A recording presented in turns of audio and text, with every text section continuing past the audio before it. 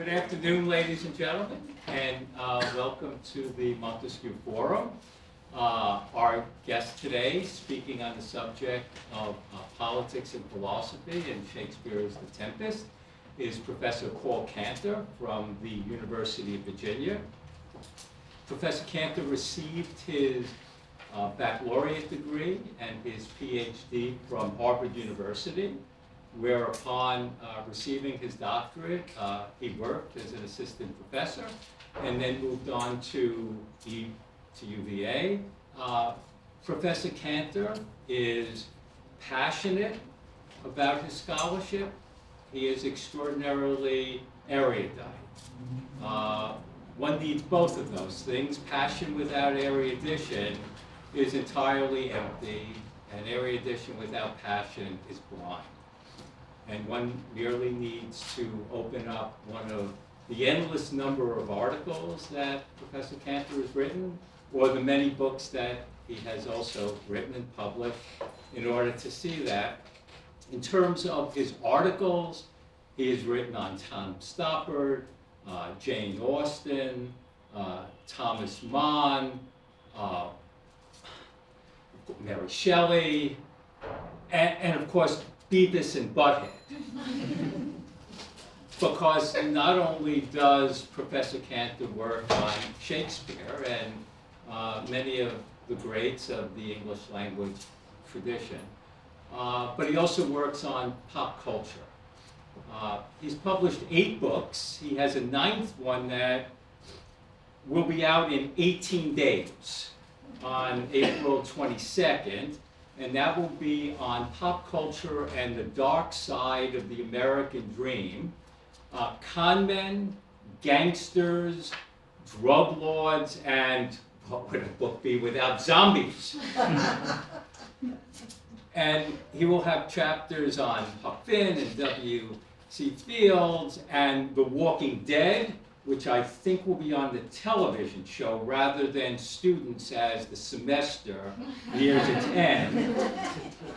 But mostly on The Godfather and Breaking Bad, both of which, the movies The Godfather and Breaking Bad, both of which he admires greatly. He has written and published previously 4 books on Shakespeare and 4 books on popular culture. I try not to have notes when I give these introductions. Remembering the titles and subtitles of all of them would be impossible, so I thought I would imitate as best I could Gonzalo and to bring the books with me. So, his first book, which was in 1976, which was the first time he was ever paid for a lecture, on the subject of The Tempest, and he received $50 for it. Inflation adjustment, not so much better now. We're giving him 75. So this is Shakespeare's Rome, Republic and Empire, of which more shortly.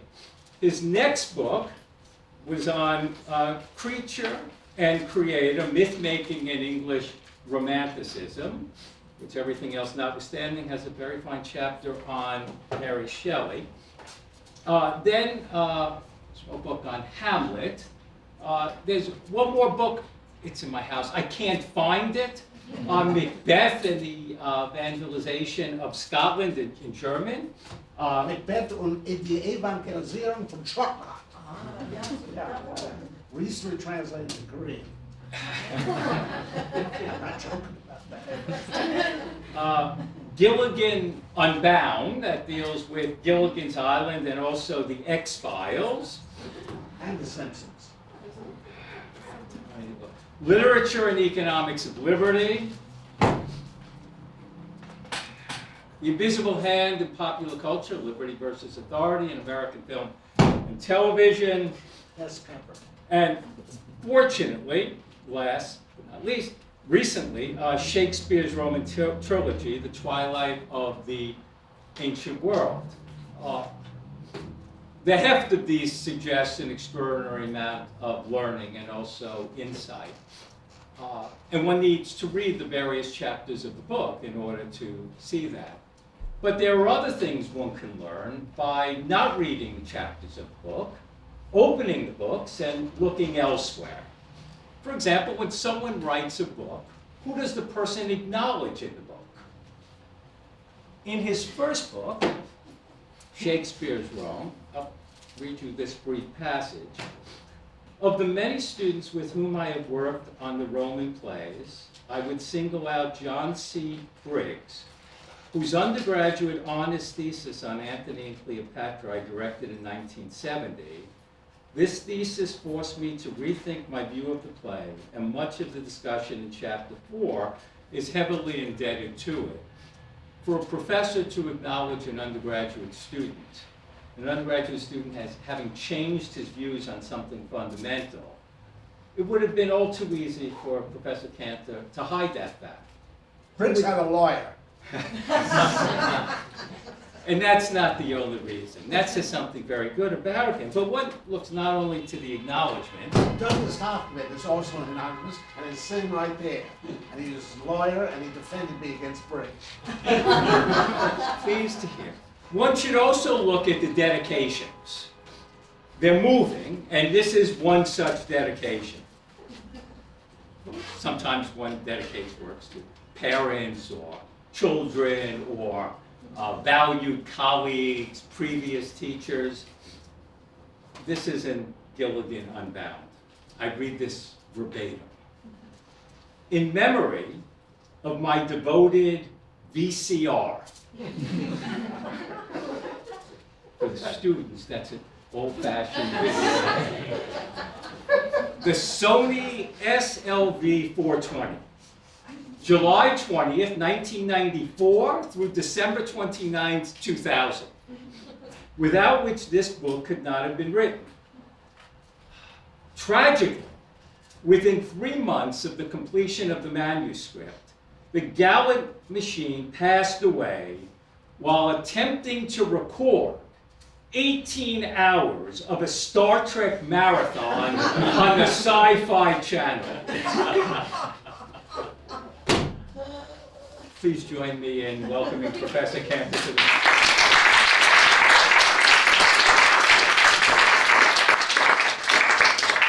Well, thank you, Stuart, for the best introduction I've ever received. I do want to repeat the name of my new book, which is physically in the warehouse at the press. Again, it's called Pop Culture and the Dark Side of the American Dream, Con Men, Gangsters, Drug Lords, and Zombies. I love the title, but when we did a title search, we discovered there's another book with the same subtitle. It's called A History of Chicago, Gangsters, Drug Lords, and Zombies. So once again, the case there, the titles can't be copyrighted, so here I am. Unless the police show up. It's a pleasure being here. I really do love Chicago. That's why I joke at its expense. I'm associated with an approach to Shakespeare, sometimes referred to as Shakespeare as political thinker.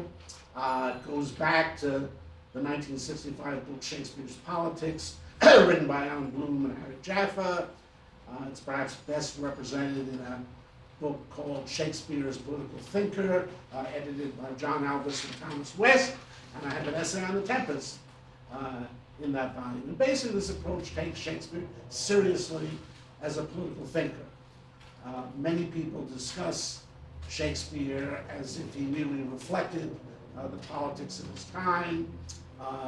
People who take this political thinker approach view Shakespeare as independently thinking about politics on his own and coming to his own conclusions. I believe that Shakespeare can be regarded genuinely as a political philosopher.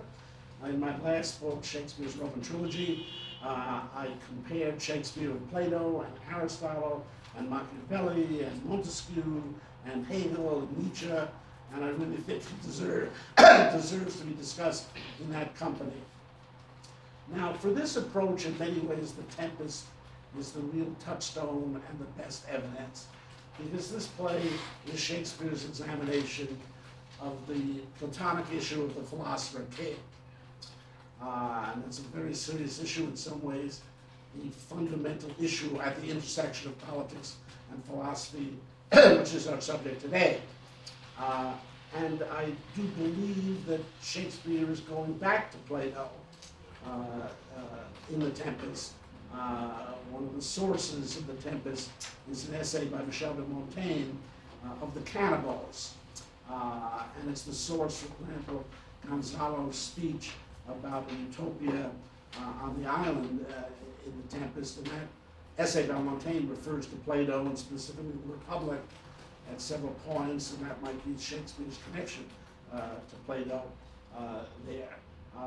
So the issue of the philosopher king, I think, actually is at the heart of Shakespeare's plays, and specifically the issue of whether power and wisdom can be brought together in the political realm, which is something we would wish could happen. So as early as Shakespeare's history plays in the 1590s in the so-called Second Tetralogy, his study of the man who becomes Henry V really is an investigation of how philosophical a king might become. And the plays Henry IV, parts 1 and 2, are about the growing up of Prince Hal, the education of Prince Hal, and I believe Shakespeare offers Henry V as the example of about the best a monarch could be in real life. And indeed, at the beginning of Henry V, a bishop and an archbishop are discussing how Hal has mastered the theoretic and the practic part of life, which is about as close to saying he's a philosopher king as you could get. King Lear, which I believe is Shakespeare's greatest play, looks at the problem in another way. It takes a king at the peak of his achievement who disastrously divides the kingdom, he loses all, and in the process of losing his power, he acquires wisdom. And indeed, at the center of King Lear, Act 3, Scene 4, Shakespeare contrives a meeting between a mad King Lear and a false disguised philosopher. Being Shakespeare, he doesn't let us hear what they have to say to each other. But it was really profound, I'm guessing. And in King Lear, Shakespeare shows that gaining this wisdom actually disqualifies Lear from being a king. From then on, he's learned too many negative truths about politics to be restored to the monarchy. Now, the Tempest approaches the problem from another direction. Namely, Prospero has become a philosopher. I'll try to explain that as we go along. He's in the course of a crisis in his life.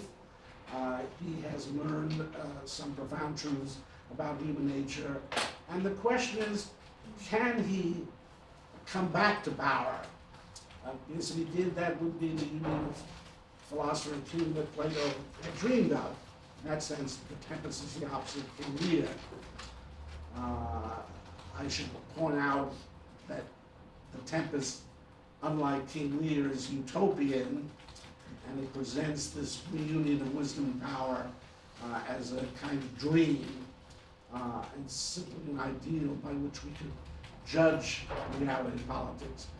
But in any case, in attempting to do this, and especially to put a philosopher on the stage, Shakespeare was facing a very big challenge, and one that Plato himself had highlighted in the Republic in Socrates' critique of tragedy, famous effort to expel the tragedians from the best city.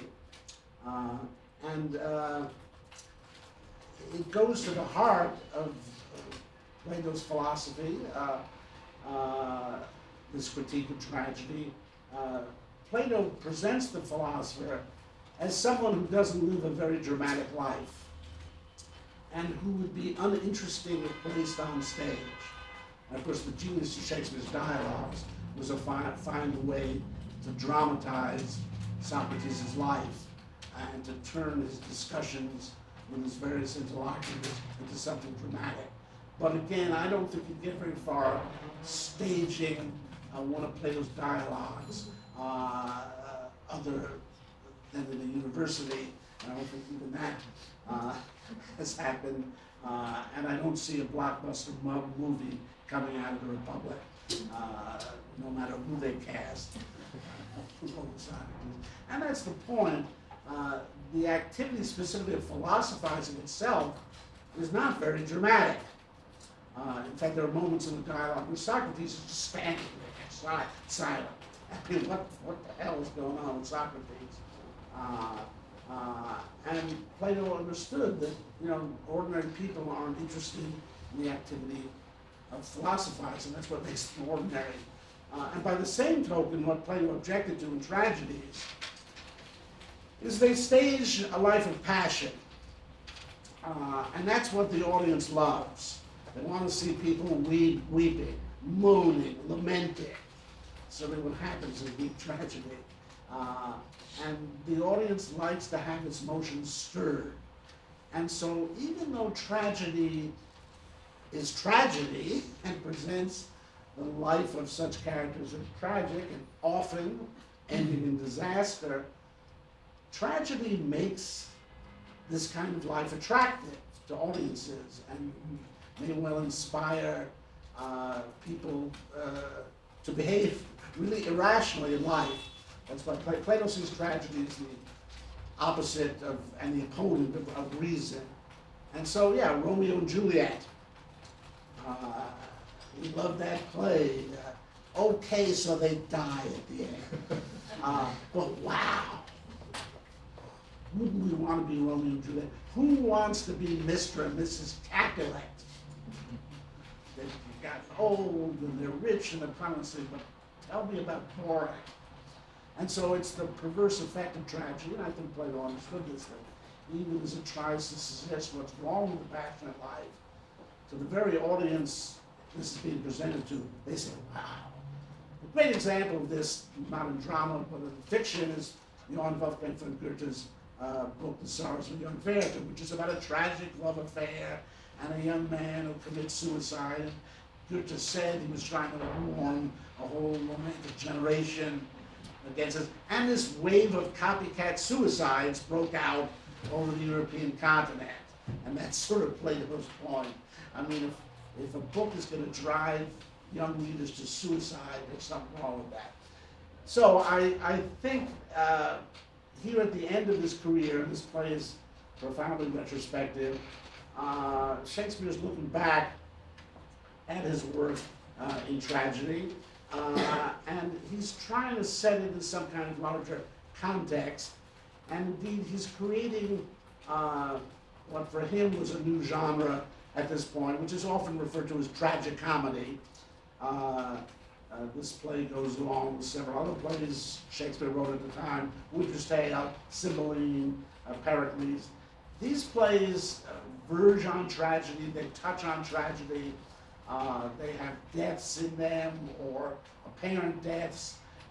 Generally speaking, they have more threatening material, more disturbing material than Shakespeare's romantic comedies do.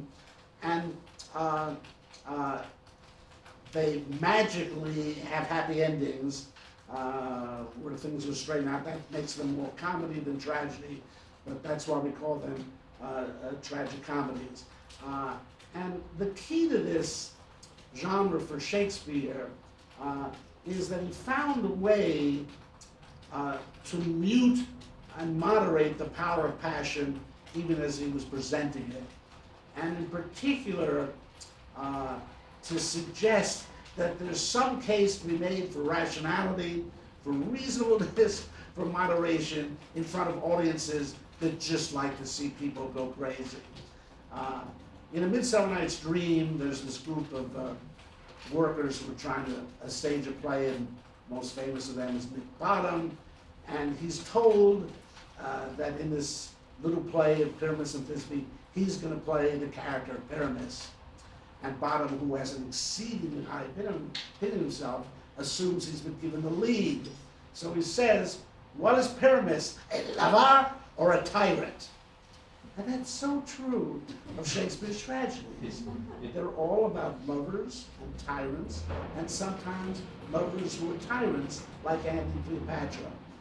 And you see this in The Tempest. It's about lovers and tyrants. Ferdinand and Miranda are the lovers. Antonio and Sebastian are the would-be tyrants. King murderer, regicide. The equivalent bottom here is this guy Stefano, who wants to murder Prospero and become the tyrant of the island. So Shakespeare reprises the material of his tragedies here. It's absolutely brilliant. You see him operating at the absolute height of his powers. This play abstracts from all Shakespeare's career, the histories, the comedies, the tragedies, and recreates them here on Prospero's island. And the point is to shift the attention from the passionate action to Prospero's reasonable disposition of it. When you just talk about what happens in The Tempest, it's a little frightening from a dramatic standpoint. A young man and one woman fall in love, and they're perfectly suited to each other, and ultimately the woman's father approves of the marriage, and they get married, and they'll live happily ever after. What kind of drama is that? King conspires, there's a king and his brother conspires against him, and they're going to go kill him, and nothing happens. A revolt is led on the island by two drunken servants of a monster, and they're going to kill Caliban and rape Miranda, and nothing happens. Again and again, the traditional stars of drama fail in this work. And I think that's precisely Shakespeare's effort here to show a kind of thwarted action which takes our attention away from the action and focuses on Prospero's plan. So what I want to do is kind of elaborate on Prospero's plan.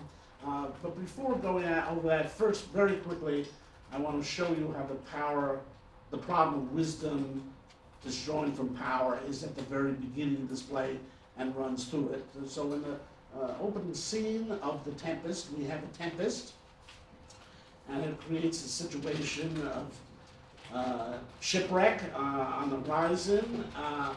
And what happens is that this crisis situation exposes the difference between wisdom and power. It shows us that the conventional aristocracy is false, that the people who claim to have the right and the wisdom to rule the world are incompetent. The scene that the line that keeps echoing through this scene is, where's the master? And that's the question, who's in charge and who should be in charge? And we've got the crew, chiefly represented by a bosun here, and then various members of the court party, Gonzalo and Antonio, and it's clear that the aristocrats are afraid, and they're upset with what the mariners are doing, and the bosun, Antonio says, where's the master? He wants to talk to the captain, let's get this boat saved. And the bosun says, do you not hear him? Meaning the master is the storm. You mar our labor. Keep your cabins. You do assist the storm. Get out of here. You're a bunch of aristocrats. You couldn't run a boat to save your lives. We're doing the best we can. Just don't interfere. And the bosun when he's told to be patient, says, when the sea is. Hence, what cares these warriors for the name of king? And that's the key point in this crisis. Nature doesn't care if you're a king or a peasant. We're all going to drown in the storm. Nature does not underwrite human hierarchy. This was the great lesson King Lear, by the way, which also has a tempest at its center. Gonzalo's trying to say that, good, yet remember who now has to board. We got the King of Naples here, we got the Duke of Milan. I mean, come on, remember you asked about, And Bosun answers, none that I more love than myself. And that's the answer.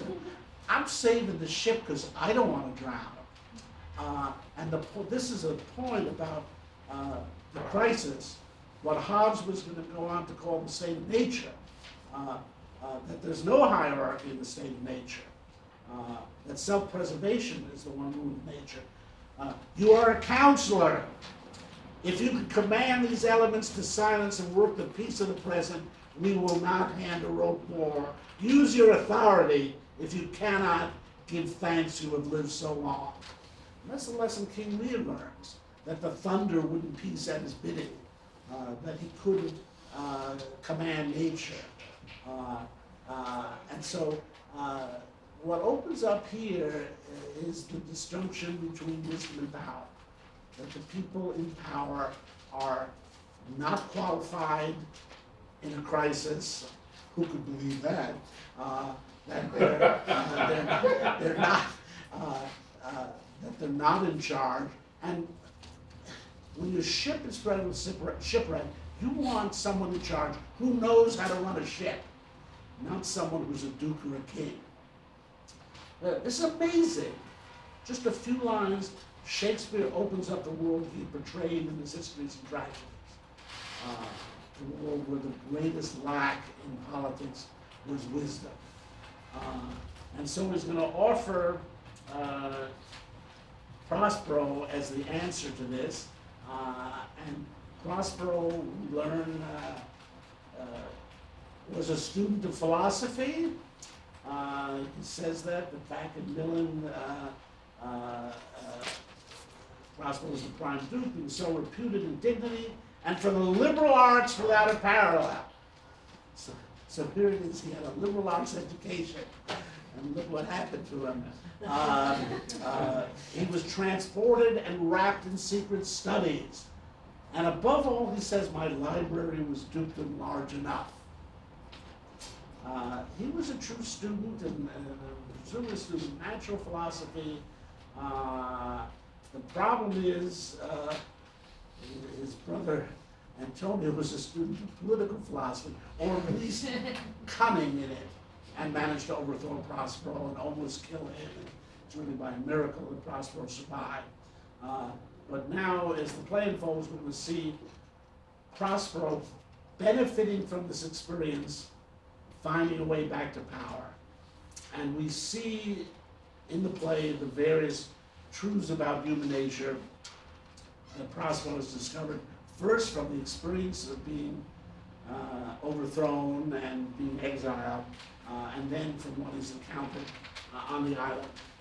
Now, I can't go over all of this. I will concentrate on the love story, because it's such a perfect illustration of what I'm trying to get at here. We all like love stories. They're popular with dramatists throughout the ages. And Shakespeare is going to produce a kind of counter love story here. One that is almost the reverse of traditional love stories.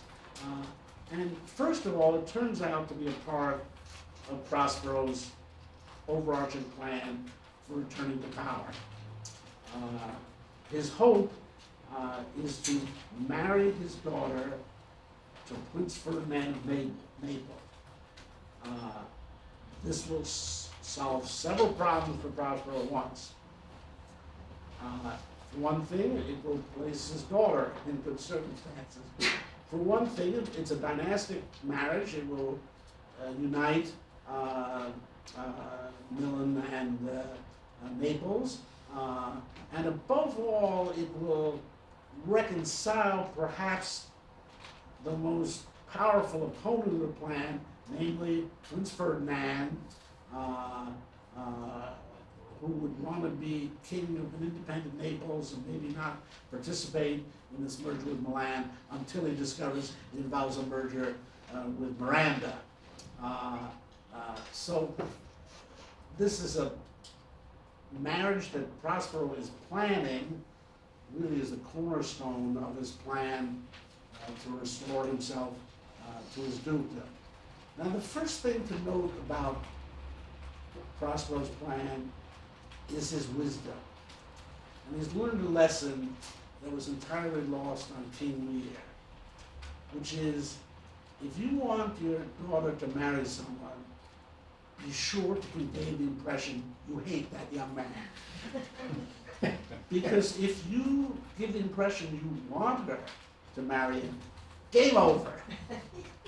That was Lear's problem. He had this great plan to abdicate and organize the succession. Cordelia would marry the Duke of Burgundy, and she'd have a good ally, and she could have the biggest part of the kingdom. But Lear forgot to explain this to Cordelia, and especially he didn't realize the consequences of making it clear he wanted her to marry the Duke of Burgundy. He should have told her, I want you to marry the King of France, and then maybe everything would have worked out. But no, and you know the disastrous results of that. So anyway, we see in the play that Ferdinand's a problem. He's a very spirited young man. When we meet him, he's already assumed that he's king. He thinks his father's dead. I am the best of them that speak this speech. He says to, when Prospero brings up the King of Naples, Ferdinand says, myself at Naples, l'état c'est moi. He's already thinking he really rules Naples, and he's promising Miranda that he'll make her queen of Naples, and almost immediately draws his sword on Prospero. This guy's a problem. He's like those young men in Romeo and Juliet, like Tybalt and Mercutio, who draw their swords on anybody. And indeed, he says that he's got to resist such entertainment to mine enemy is most power. He's willing to attack an old man. So somehow Prospero has to tame this young man. And the answer to taming him is love. If he falls in love with Miranda, he will calm down and accept Prospero's rule. And Prospero knows this from the start. He has an aside in the scene. They are both in either's powers.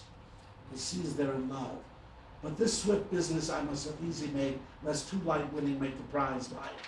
He understands that if it's too perfect, they won't appreciate it. He's got to introduce obstacles, make them have the feeling they're overcoming obstacles, and that will make them love each other all the more.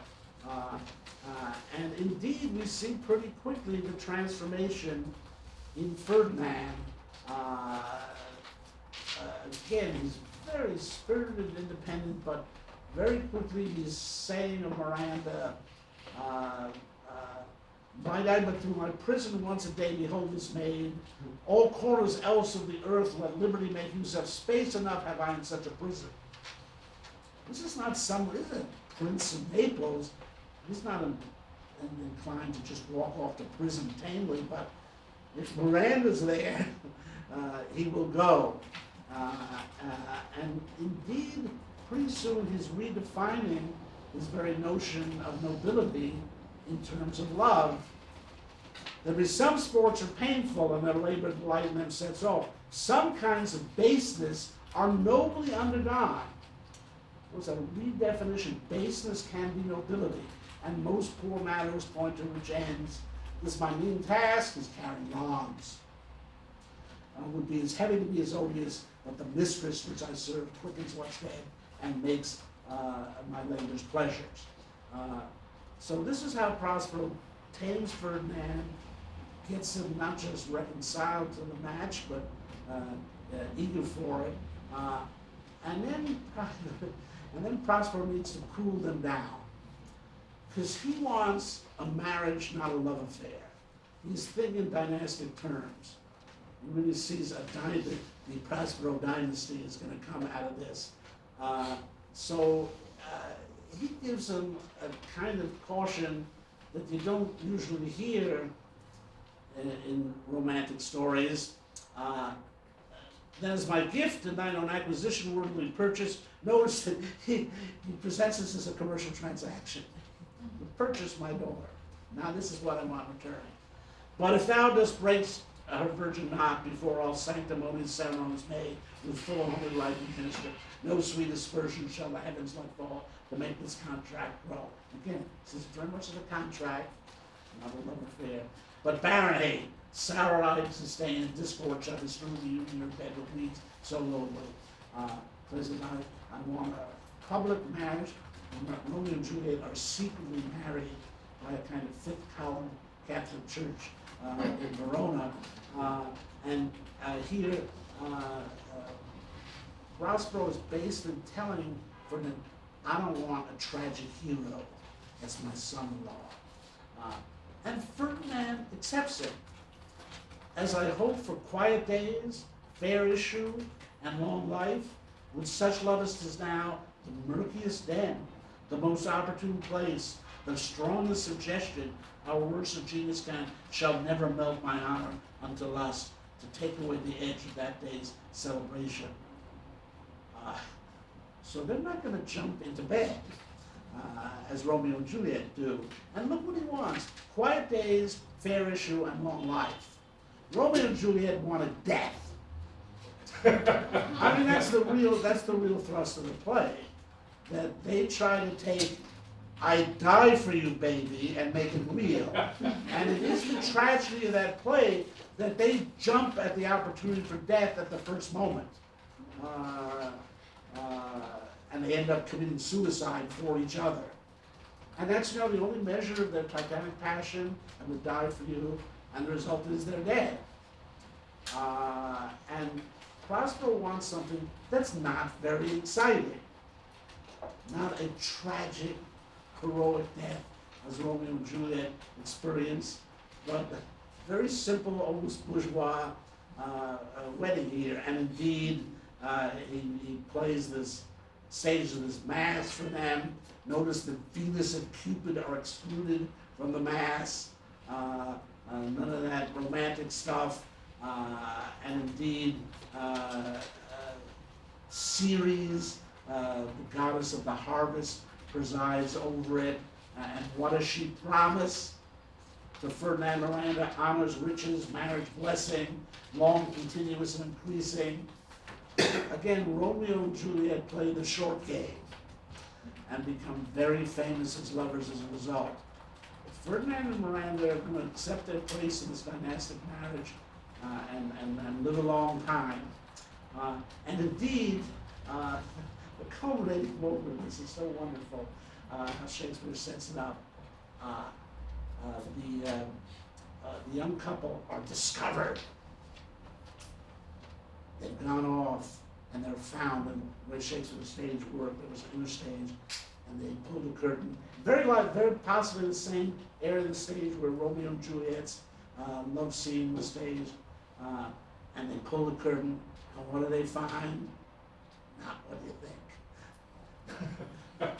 They're not in bed together, and they are playing chess. And that's what Shakespeare wants. They're doing something rational. I don't want to get too vulgar about this, but consider the alternative here. But the dialogue is tragic. Sweet love, you play me false. No, my dearest dear, I would not for the world. Yea, for a score of kingdoms you should wrangle, and I would call it fair play. This, by the way, echoes a dialogue between Annie and Cleopatra. Annie and Cleopatra. If it be love, tell me how much. I'll set a footborn. And they're talking about kingdoms or clay. In a tragedy, this language is real. It's the great question Annie and Cleopatra have. Do we play each other false? And it ends in a tragedy. And kingdoms are involved in the tragedy, Rome and Egypt. But here it's all metaphoric. Their love is turned into a game of chess, and I think it's particularly important that it is a game. That's what Prospero is doing, is trying to transform this tragic material into a game. That's why he's staged a play for them. He's transformed all this basic tragic material into a play, into a game. That's how he turns down the heat, turns down the passion. Indeed, in the most famous lines in the play, Prospero says to Ferdinand Miranda, be cheerful, our revels now are ended.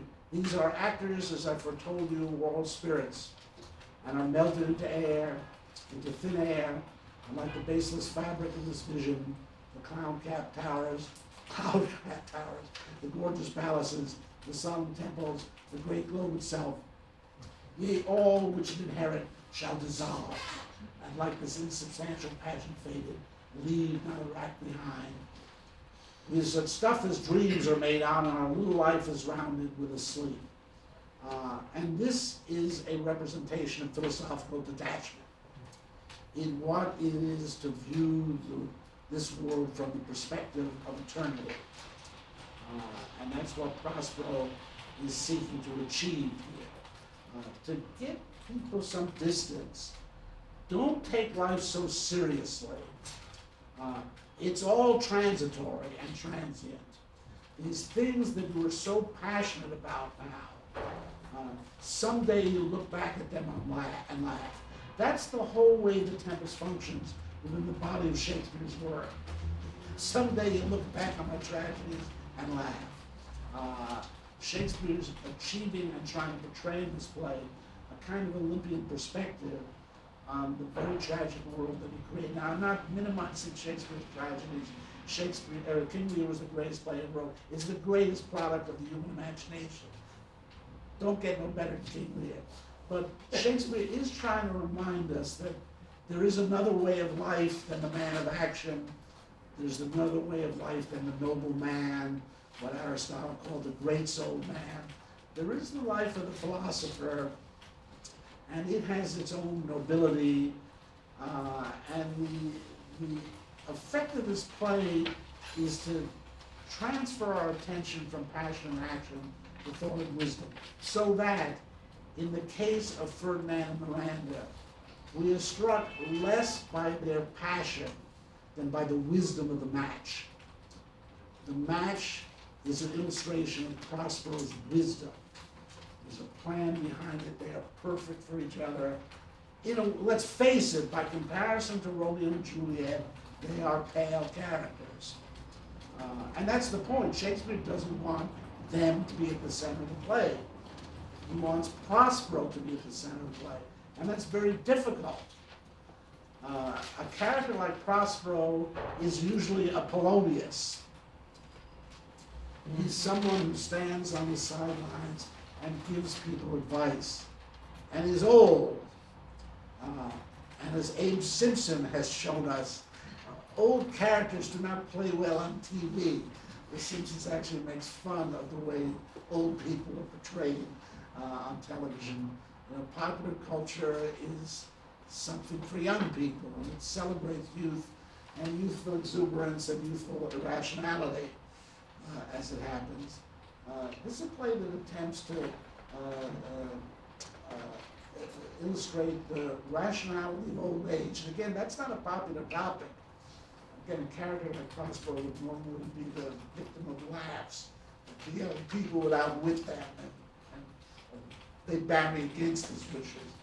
So again, that's the genius of the play, that it sets these plots going, but in the context of a master plot, an overplot in which Prospero is planning on getting back to power in Milan. Now, I don't have time to go through the whole play with you because I don't leave time for discussion, but let me just briefly outline the rest of the play. I mean, in the story of Sebastian and Antonio, we see something that would normally be the subject of tragedy. Sebastian's going to kill his brother Alonso. That's Hamlet. That's Claudius and Hamlet. That sets in motion that whole story. And they're discussing it. A lot of language comes from Macbeth. I don't have time to show you that, but it's the notion of killing a king to gain power, of usurping.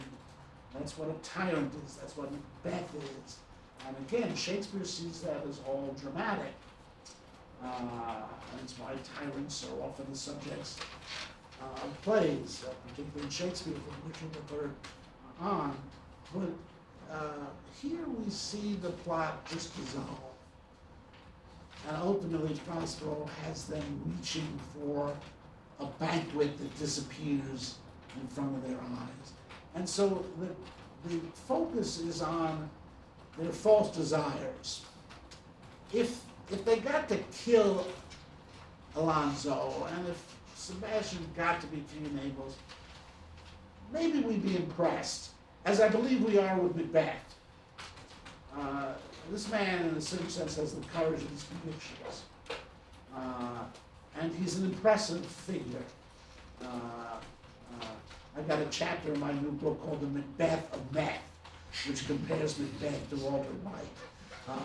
And, you know, whatever else you say about Walter White, the guy began as a wimp, and he ends up, I am the danger.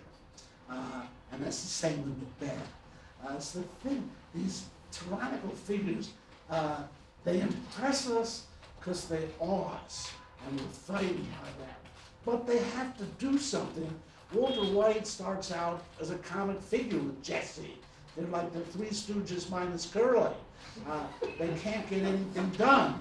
It's only when Walt grows into the role that I am the man who knocks.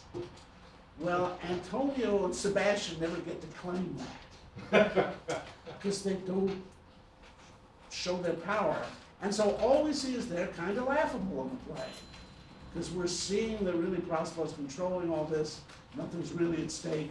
We're not impressed with them as great souled men, as heroic figures. All we see is they're really dumb, and they're being thwarted from the start. Now, that also comes up in the Caliban Stefano Trinculo subplot, where it's, again, a story of Stefano being talked into this plot to kill Prospero and become the tyrant of the island. But again, they're made fools of. They end up in a swamp, and they're reaching for clothing that, again, is worthless. It is, in the terms of the play, trumpery, something to think about.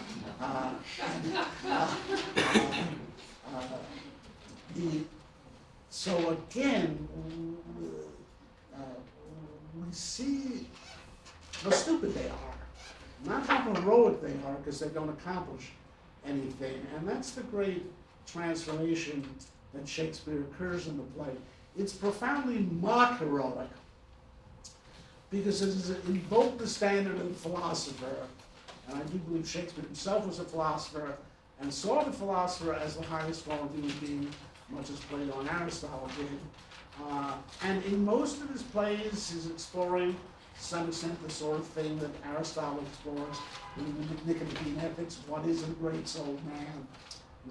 But Shakespeare, frankly, in the Nicomachean Ethics, Aristotle's portrait of the great souled man points beyond itself to Socrates as the only true form of the great souled man. And there's a weird argument in Tempest to that effect, that one thing the play is doing is showing you that Alonso and Antonio and Sebastian are really the equivalent of Stefano, Trinculo, and Caliban. Shakespeare was aware of the difference between noble aristocratic figures and common men in the street, but he was also aware of the similarity.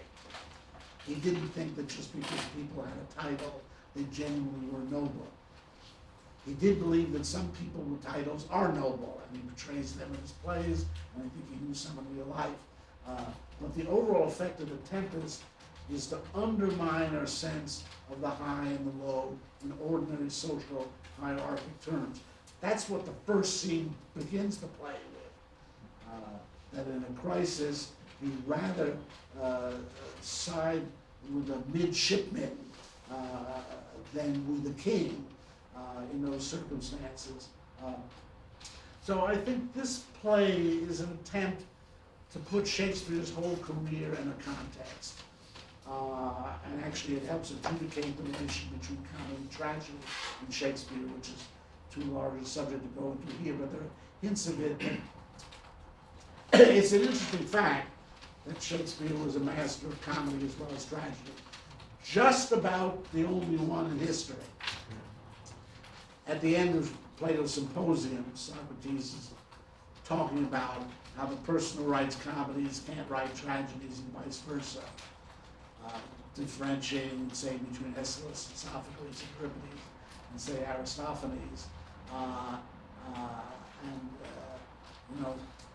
Sometime look at Ingmar Bergman's comedies or Woody Allen's serious films, and you'll get some idea of what Plato was getting at. But Shakespeare, it's unbelievable. He's not only the greatest tragedian of all time, he's the greatest comedian as well. And one reason I think he was is he understood that tragedy elevates the heroic and reminds us of the genuine differences among human beings.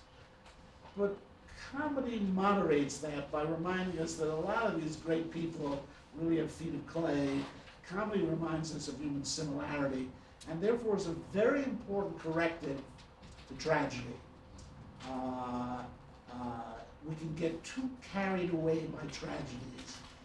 Even though they portray catastrophe, they make catastrophe attractive. The Tempest is a very important Shakespeare play, even though it's certainly not the most dramatic and probably it's not the best. But it helps us understand how comedy and tragedy go together in Shakespeare, and in the process it really does sum up his career. It is probably not the last play he wrote. People like to fantasize that. Prospero's farewell to his art is often taken as Shakespeare's farewell to the theater. It does seem that probably for financial reasons he was persuaded to come out of retirement and write a couple of plays with John Fletcher. Shakespeare was still a stockholder in this theater company, and Shakespeare was a tough act to follow. And he helped build John Fletcher into the next most successful playwright. And even for the next decade, he wrote Henry VIII with him, he wrote Two Noble Kinsmen with him. They wrote Cardenio together, the one lost play of Shakespeare's that we still dream of finding. But anyway, so he did write some things after that. They're not very good. Well, I haven't seen Cardenio, so I shouldn't say, but only Stephen Greenblatt has seen Cardenio. But anyways, so that's how I offer the play to you.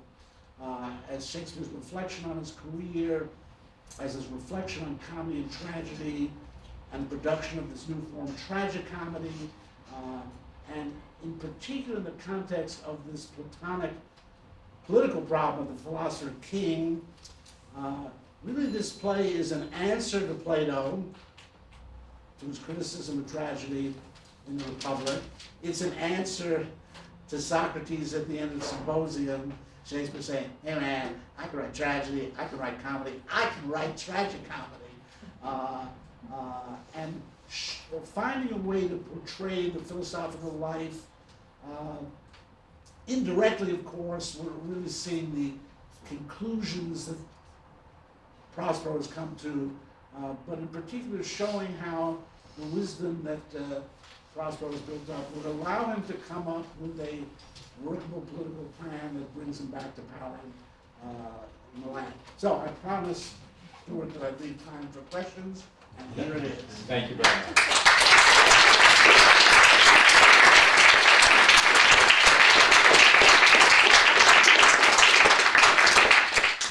And I assume you'll handle them. Oh, sure. I think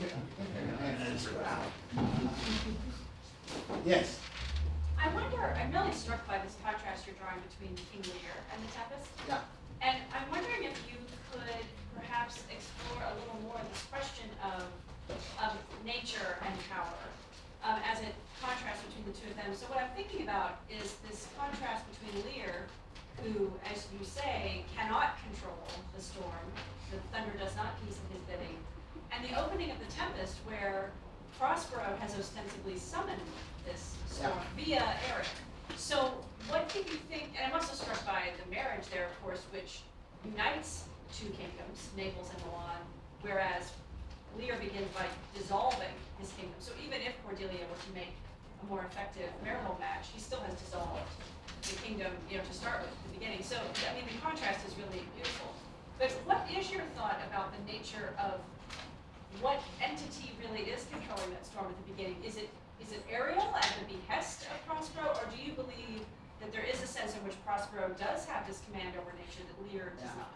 Well, this would bring us back to what I was calling the utopian nature of the play. That is, Shakespeare's imagining a world in which a philosopher would have control over nature through Ariel. Ariel does not exist. And so this is what I mean when I say it takes a kind of utopian world for this to be possible. I think Shakespeare's tragedies portray the real world as he sees it. And in that world, it's very hard to combine wisdom and power, and in particular, it's very hard for someone's rule to be underwritten by nature.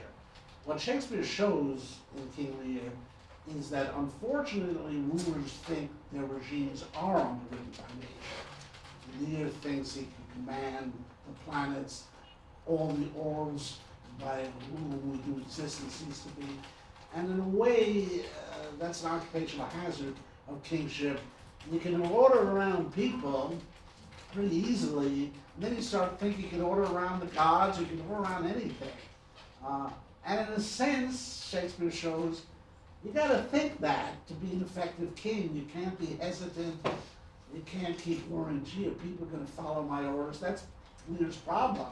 It's one reason he underestimates the difficulty of dividing the kingdom, though he did actually have a pretty good plan originally in mind, and the problem is that he changed it at the last moment. So I think King Lear illustrates the world where it is. I think this is a dream world in the Tempest. There are lots of hints of that. And in that dream world, the philosopher, from his understanding of nature, would have a new power. Now, I think it's fundamentally human nature that he understands, and the Tempest is a kind of red herring. For all we know, the storm just happened and Prospero's claiming it. Stranger things have happened than that. And the extent to, in a way, maybe Prospero's problem was that he was studying physical nature in his earlier days and ignoring human nature, and what he had to do was learn to study human nature. In the essay I have in that volume, Shakespeare the Philosopher, I actually go through and show how Plato's understanding of the tripart nature of the soul undergirds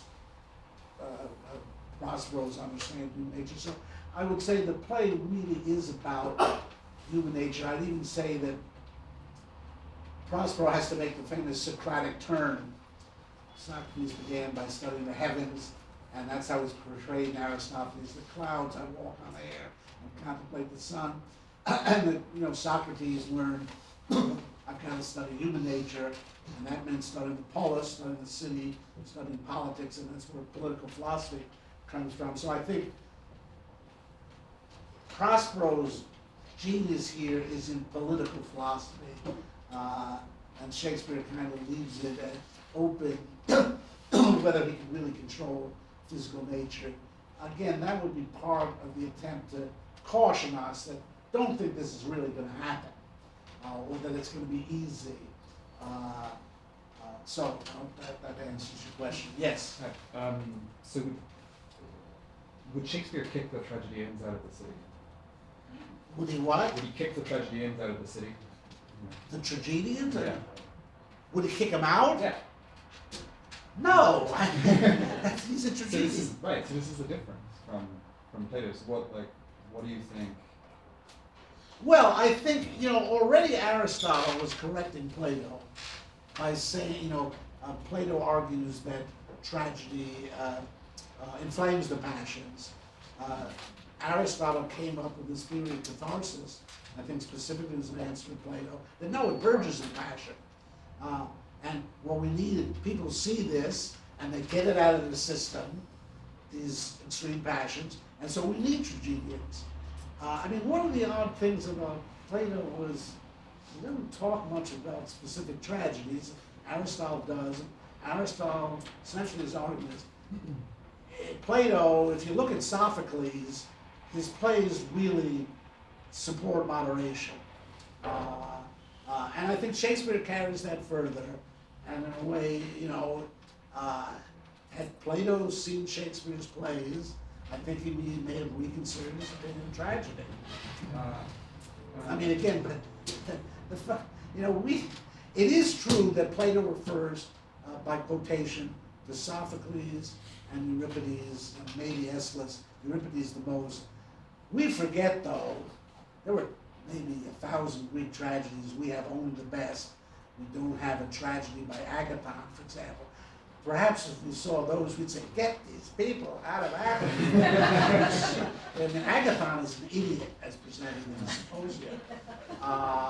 And so, anyway, I think if Plato had seen a Shakespeare play, I think he might have welcomed Shakespeare. So the reason I ask, which is more Shakespeare-centric, is that when you're reading of the Tempest, it sounds as if even for Shakespeare, there's a kind of there's a project of a kind of correction of tragedy potentially going on. I mean, where Yes. tragedy is a sort of political problem. Yes. And so is this, could you read it as a sort of critique of tragedy from within Shakespeare?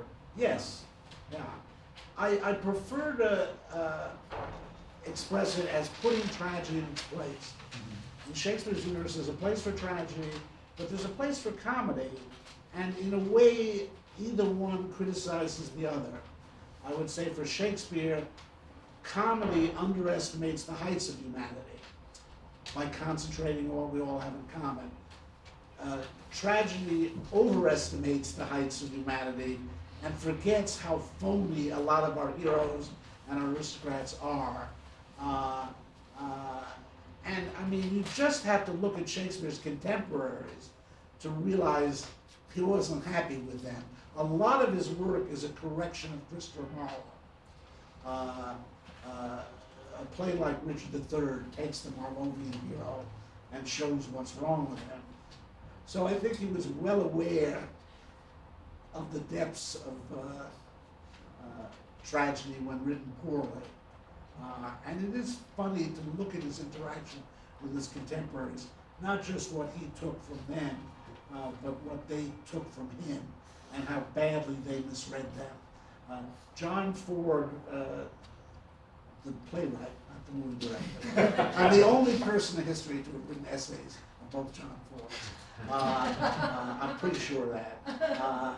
But John Ford wrote a play called "'Tis Pity She's a Whore," which is a rewriting of Romeo and Juliet. And it's got a young couple in love, and it's got a nurse, and it's got a friar in it. The only difference is his Romeo and Juliet are brother and sister.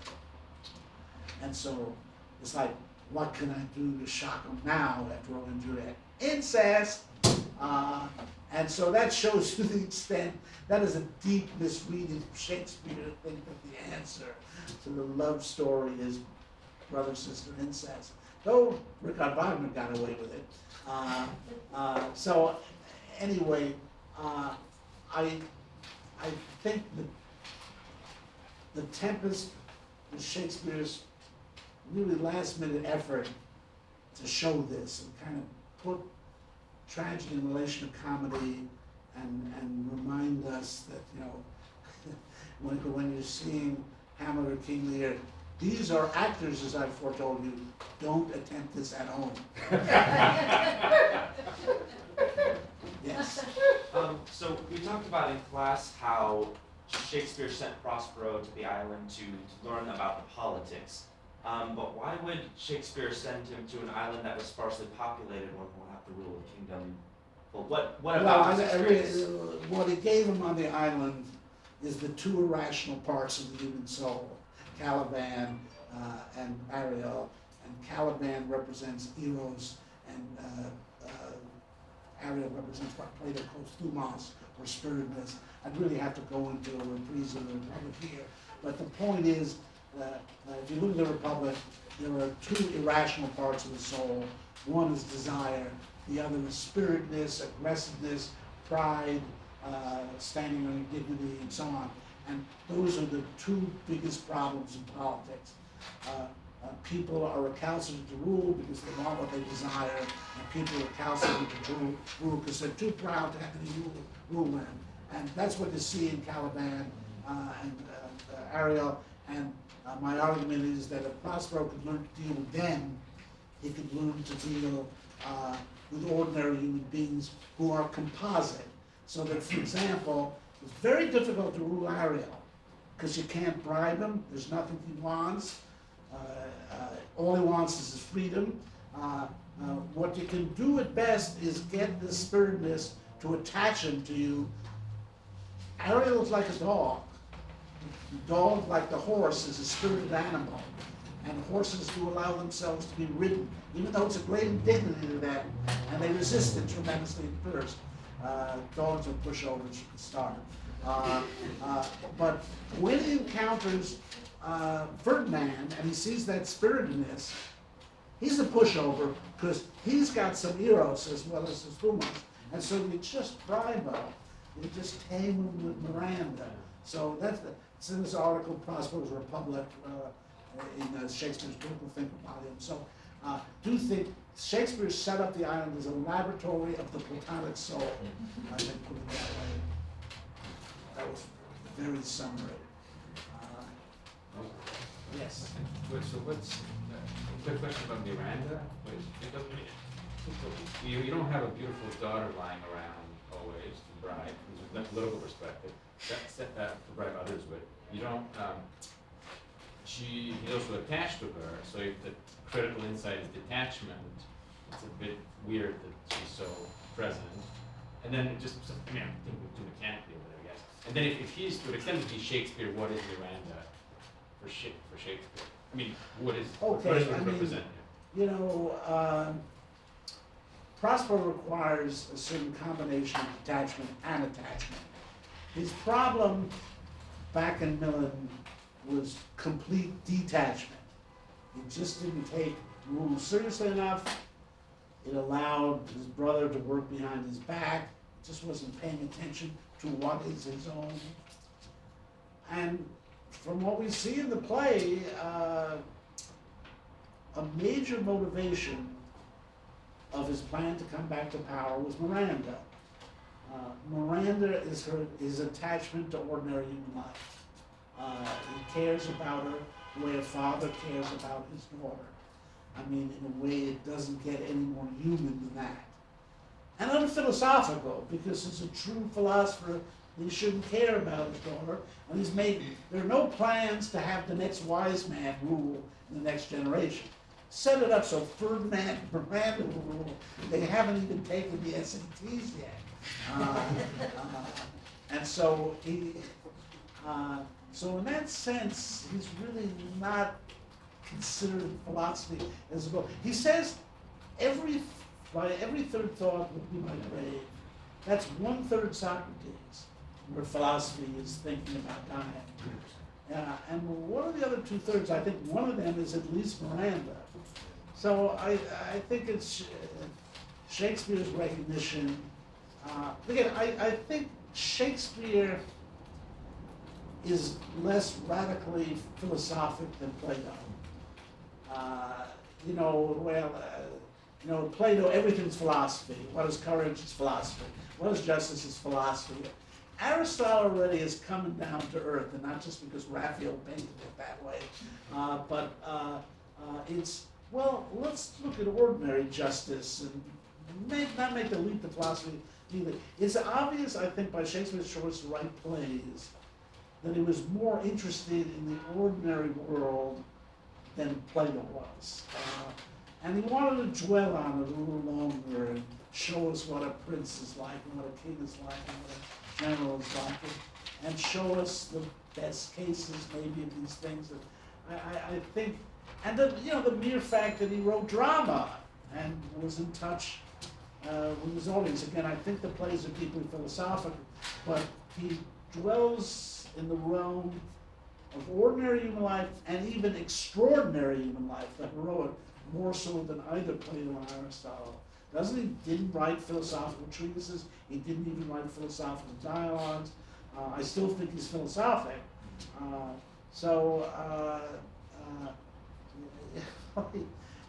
He did have a family,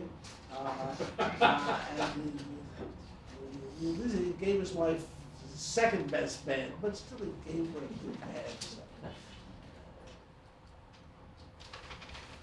Yes.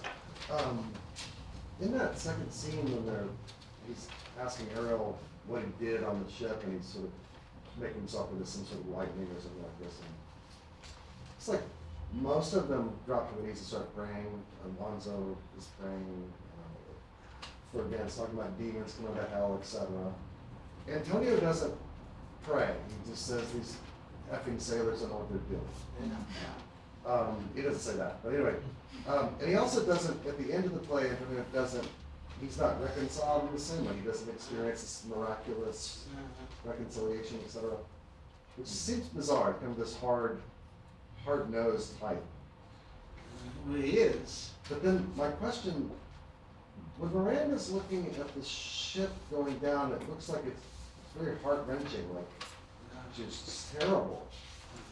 And she never says, "Oh my God, what are you doing?" She says, "Dad, I hope this is not you."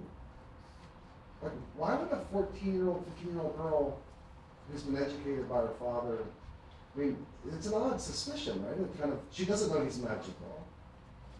And why wouldn't her first thought be, there's some sort of cosmic forces? Why would she just assume that her father? Well, she's got the impression that he's powerful. I think she knows he's a magician.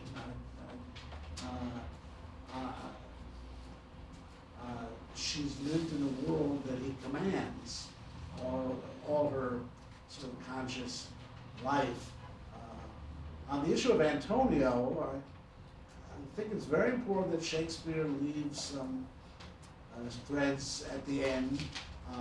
There have been sequels to this play where Caliban leads a revolt on the ship back to Naples, and there's a mutiny.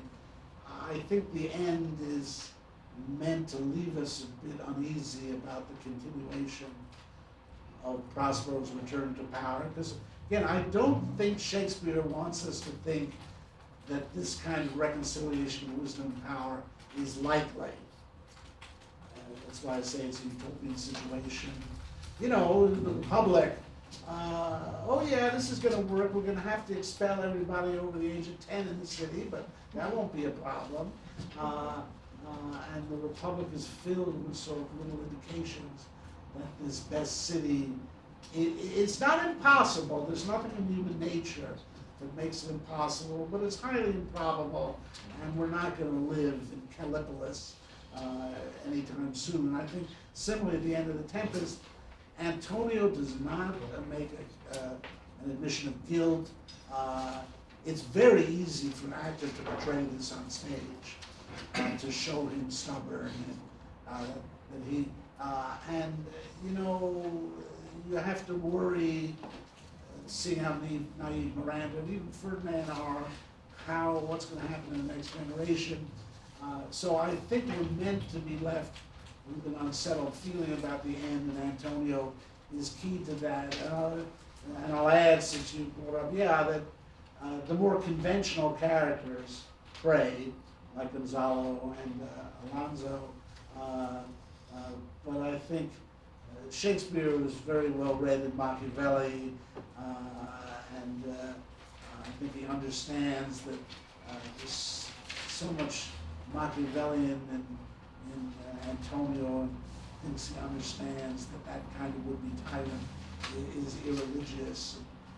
Prosperos himself is able to, without explicitly saying things, he leaves a majority of the court party believing this is all a miracle, and they have every reason to think it's a miracle, and he knows that would help if they think.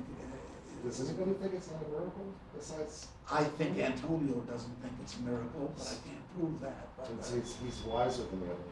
Shrewder, more cunning.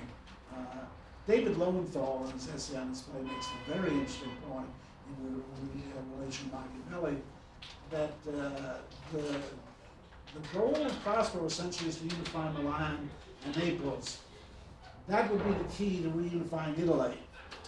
And Machiavelli mentions Milan and Naples a lot in The Prince. Milan's in the north, Naples in the south. If you could unite them, you'd go a long way towards uniting Italy. And above all, in the middle is Rome and the Papal States. And that was the great opposition to the reunification of Italy for Machiavelli. And so maybe it's not just an accident that this is Milan and Naples. You know, the Tempest is the only play of Shakespeare's that has no source. So he was absolutely free in putting this together. And I never know why he choose Milan and Naples, but Lowenthal has this really interesting essay. It was originally in the volume called Shakespeare and the Good Life.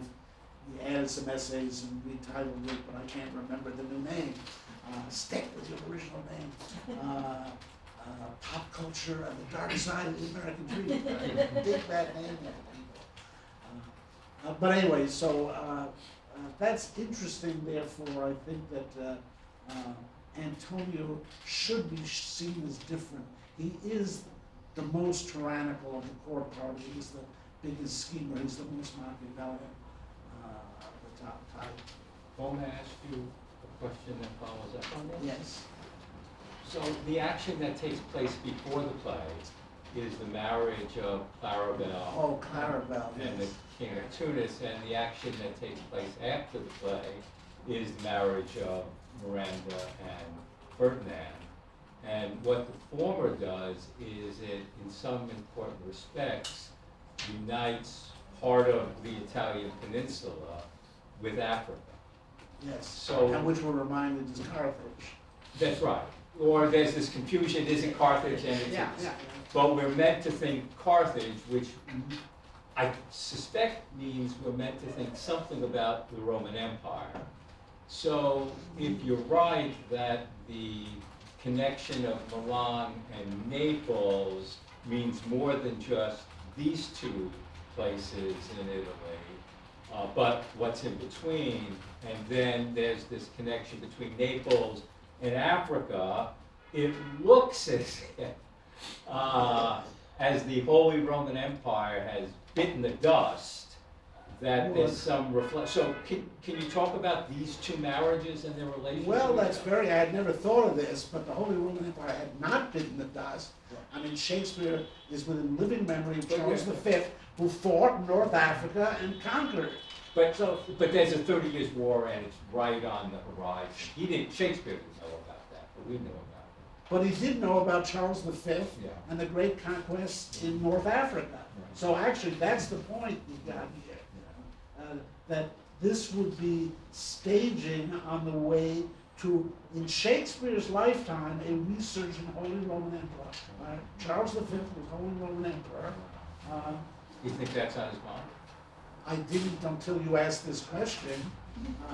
But if you're bringing up European conquest of North Africa, they were very much on the agenda under Charles V. And there's some great painting in the Prado of one of his victories. So, and yes, now then, of course, the Holy Roman Empire is an attempt to revive the Roman Empire. And all the stuff about Carthage is there to point to the, the notion of can Europe reconquer the Mediterranean? But the Holy Roman Empire was not moribund in Shakespeare's day. Under the Habsburgs, they ruled, half the world. The phrase "the sun never sets on" was originally the Habsburg Empire, the Spanish Empire.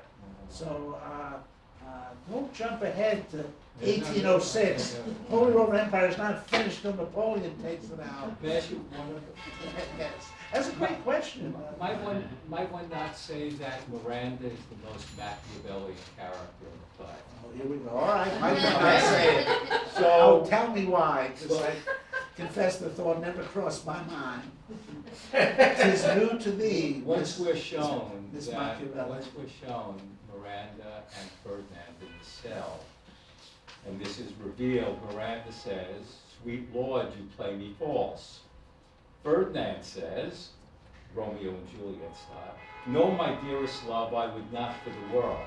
It's Anthony Cleopatra's Devourer. Miranda says, "Yes, for a score of kingdoms you should wrangle, and I would call it fair play. Treat me false if there are all these kingdoms that's involved in being false. There's some effectual truth that comes out of it." She knows that. There's no other character that points to that in The Tempest, no? No. I mean, I don't buy that. I mean, her knight did. I wasn't Oh, selling. brave new world, 'tis new to thee. I mean, that's the most cynical remark in the play, Yeah. and indicates she is pretty starry-eyed. And again, they're playing at being Anthony Cleopatra in that scene. They're playing as a kingdoms and state. They're playing chess, where there's a king and a queen and all that. I mean, chess is a perfect choice there for how power politics gets reduced to a game board. So, until you tell me she's been sleeping with Caliban, and is this claim that Caliban killed Prospero on the boat back, I'm not buying she's Machiavelli. You never know. Yes. It is a rather interesting scene with the chess game. Not least because she would have been taught chess by Prospero, because there's no one else there to teach her. I can't imagine Caliban plays chess. So when she accuses him of cheating, she's clearly familiar with the idea of cheating in chess. Has Prospero cheated? Has she seen him cheat? And that's perhaps where she gets this idea from. People had problems when A.C. Bradley asked about Macbeth's children. And now you're asking me about Miranda's chess education. She studied with Bottenbeck. He was an engineer. So I